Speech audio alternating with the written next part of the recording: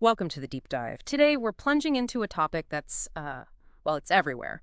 Artificial intelligence in education. It Mm, feels like it's all around us, but how are students actually using these generative AI tools? The ones that create new content like text or code in their day-to-day learning. that's really the core question, isn't it? Yeah, And we've got some, frankly, fascinating insights today, thanks to a pretty major piece of research, the Anthropic Education Report. right. And this wasn't just a quick poll. No, not at all. They analyzed over half a million anonymized student interactions with these AI tools. Mm, So that scale, it gives us a pretty solid base to understand what's really going on. exactly. And our mission today, for you listening, is to pull out the most important nuggets from this report. We want to reveal some, well, surprising friends and really dig into what they mean for the future of learning, academic achievement, all of it. And there's a one finding right at the start that really jumps out. Yeah, I was surprised too. You might think AI adoption is, spreading evenly across all subjects. But it's not. Not really, no. It turns out STEM fields, and especially computer science, are way out in front, like by a lot. It really suggests a fundamental difference in how AI is being seen or maybe used across different academic areas, could even widen achievement gaps if we're not careful. And the numbers are stark, aren't they? Oh, absolutely. Yeah. Computer science students, get this.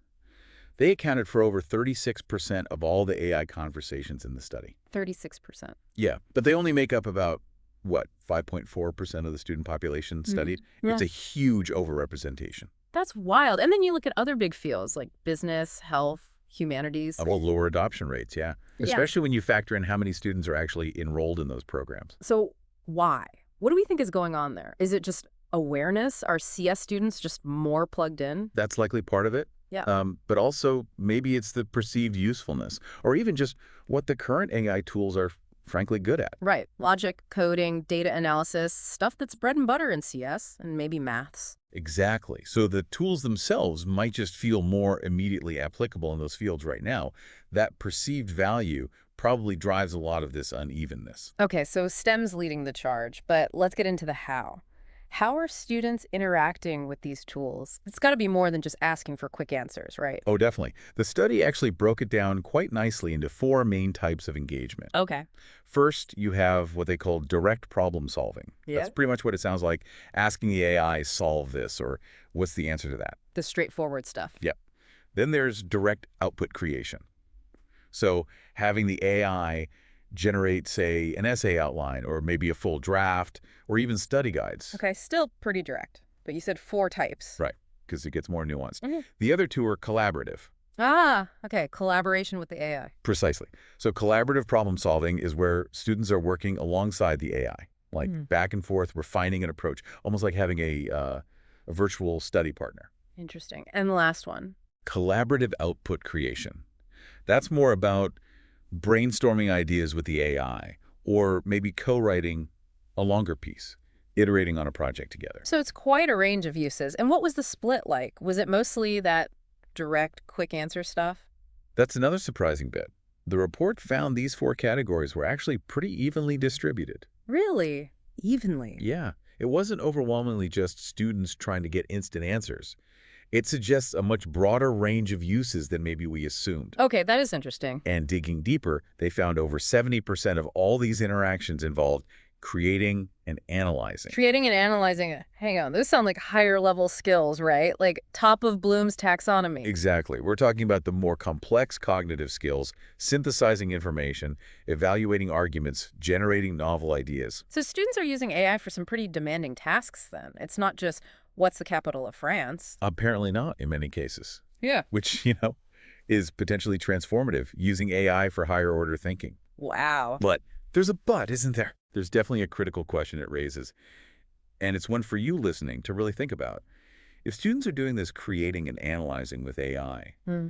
are they truly developing that deeper understanding themselves? Well, are they just outsourcing the hard mental work? That's the concern. Are they outsourcing critical thinking?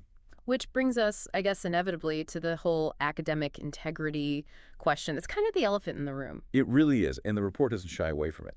On the one hand, yeah, there are clearly beneficial uses. Like what? What did they see that looked positive? Well, things like getting feedback on essay drafts, asking the AI to help structure an argument, or maybe getting step-by-step walkthroughs for, a really tough math problem, stuff that genuinely looks like a learning aid. Okay, that sounds reasonable, like a tutor, almost. Exactly.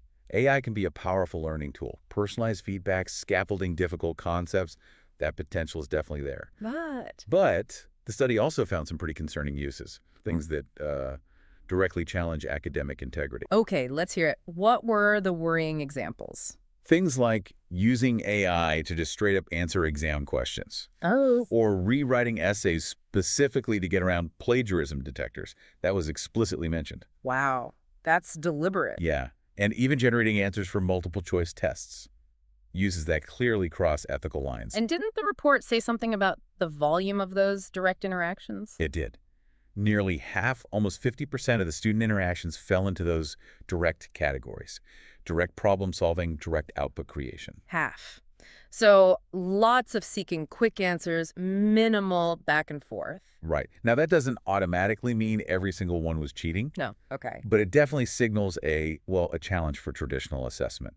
If half the interactions are just asking for the answer, how do we test genuine understanding anymore? That's a huge question for educators, but it wasn't all negative, right? You mentioned something about AI champions. Yes. This was a really interesting and I think positive counterpoint.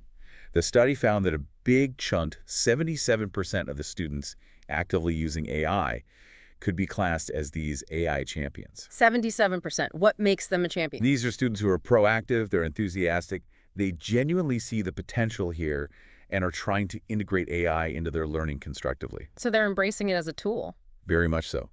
Some are even building their own little internal AI tools for their schools or study groups, Yeah. really taking initiative. Okay, that's genuinely encouraging. It shows not everyone is just looking for shortcuts. Definitely not. There.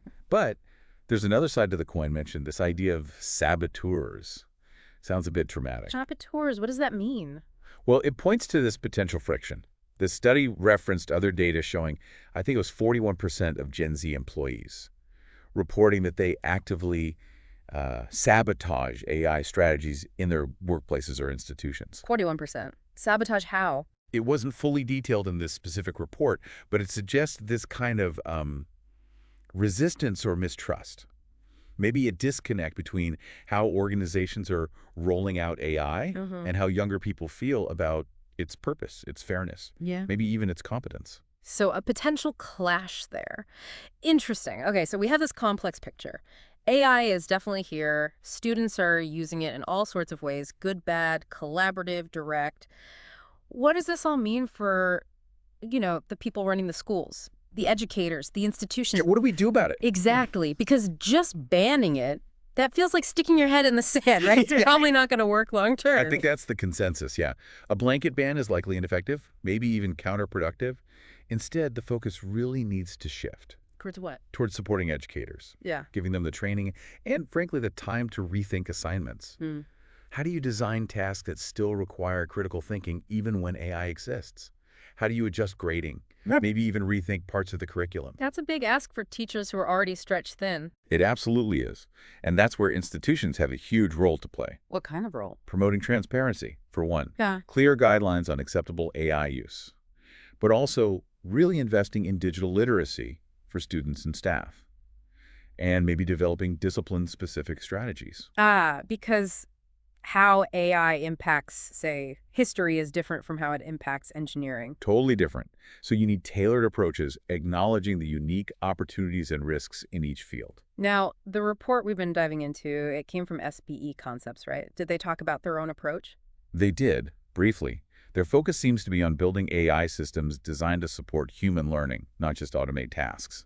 Okay, what does that look like in practice? Things like custom AI assistants trained on specific course materials, student platforms that prioritize privacy, tools explicitly designed to prompt critical thinking, not just give answers, and developing clear ethical frameworks around AI in education. So trying to build the good uses in, essentially. That seems to be the idea. It's one example of a proactive response, trying to shape the technology towards educational goals. Okay, so let's try and wrap this up. If we pull it all together, the big takeaway is AI in education. It's not a maybe. It's here, it's significant, and it's growing. No doubt about it. And really, the core of this whole deep dive is this central tension, isn't it? Yeah. Explain that tension. On one side, you've got this incredible potential.